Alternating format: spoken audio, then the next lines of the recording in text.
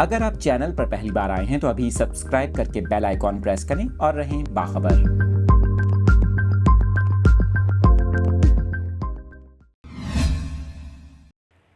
آپ کے ساتھ اس اہم خبر سے متعلق اپڈیٹس شیئر کر رہے ہیں۔ آپ کو بتا رہے ہیں کہ روسی خام تیل سے لدا جہاز کراچی پورٹ پہنچ گیا۔ آپ کو بتائیں روسی خام تیل سے لدا بحری جہاز کلائیڈ نوبل کراچی پورٹ آ گیا ہے اور جہاز بندرگاہ کے ساتھ لنگر انداز ہو چکا۔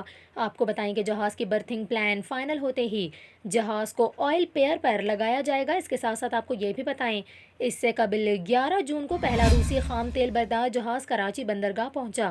183 میٹر لمبے روسی جہاز میں 45,000 میٹرک ٹن تیل لدا تھا اور سمندری طوفان سے قبل جہاز کراچی پہنچنے میں کامیاب ہوا۔ آپ کو یہاں پر یہ بھی بتائیں کہ اس حوالے سے وزیر مملکت برائے پیٹرولیم مصدق ملک نے کہا تھا کہ روس سے تیل کی فراہمی تسلسل کے ساتھ شروع ہو جائے گی تو قیمتوں میں فرق آئے گا۔